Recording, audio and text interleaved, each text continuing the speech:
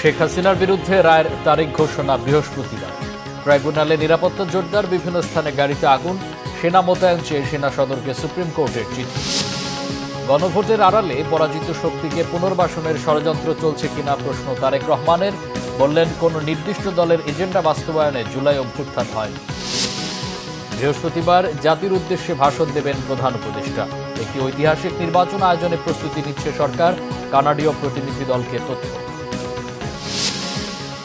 16 নভেম্বরের মধ্যে গণভোটের দাবি না মানলে যমুনায় অবস্থান নেবে জামাত। গণভোটের ব্যাপারে 8 দলের অবস্থানে একমত এনসিপি। দেখছিলেন ক্রাউন সিমেন্ট সংবাদ শিরোনাম। জুলাই হত্যার ঘটনায় মানবতা বিরোধী অপরাধের মামলায় ক্ষমতাচ্যুত প্রধানমন্ত্রী শেখ হাসিনা সহ 3 জনের বিরুদ্ধে রায়ের দিন ঘোষণা বৃহস্পতিবার। আন্তর্জাতিক অপরাধ ট্রাইব্যুনাল এই দিন ঠিক করবে।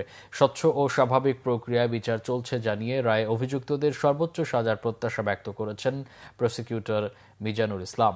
অপ্রীতিকর ঘটনা এড়াতে এরই মধ্যে ট্রাইব্যুনালে নিরাপত্তা ব্যবস্থা জোরদার করা হয়েছে।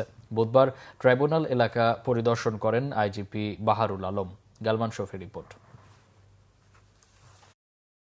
জুলাই আগস্টের অভ্যুত্থানে হত্যা, গণহত্যা সহ মানবতা বিরোধী অপরাধের অভিযোগে সাবেক প্রধানমন্ত্রী শেখ হাসিনা, সাবেক স্বরাষ্ট্রমন্ত্রী আসাদুজ্জামান খান কামাল ও সাবেক আইজিপি আবদুল্লাহ আল মামুনের বিরুদ্ধে করা এই মামলার বিচার প্রক্রিয়া শেষে বিচারপতি গোলাম মর্তুজা মজুমদারের নেতৃত্বাধীন ট্রাইব্যুনাল 1 রায়ের তারিখ ঘোষণার জন্য 13 নভেম্বর দিন ধার্য করেন। রায়ের দিন ধার্যকে কেন্দ্র করে আন্তর্জাতিক অপরাধ ট্রাইব্যুনালের নিরাপত্তা জোরদার করা হয়েছে। বুধবার সকালে ট্রাইব্যুনাল ও আশপাশের নিরাপত্তা ব্যবস্থা ঘুরে দেখেন পুলিশের মহাপরিদর্শক। ট্রাইব্যুনাল প্রাঙ্গণে গণমাধ্যমের সাথে কথা বলেন প্রসিকিউটর মিজানুল ইসলাম। অভিযোগ করেন, বিচারকে প্রশ্নবিদ্ধ করতে সরকারের বিরুদ্ধে নানা অপপ্রচার চালাচ্ছে আওয়ামী লীগ। জাতিসংঘের আবেদনে ওনারা কি বলছেন যে এই আদালতের কার্যক্রম ঠিকভাবে পরিচালিত হচ্ছে না। কেন ঠিকভাবে পরিচালিত হচ্ছে না তা আমার কাছে বোধগম্য নয়। কারণ হচ্ছে এই আইনটা তৈরি করেছিলেন মরহুম শেখ মুজিবুর রহমান সাহেবের পার্লামেন্টে।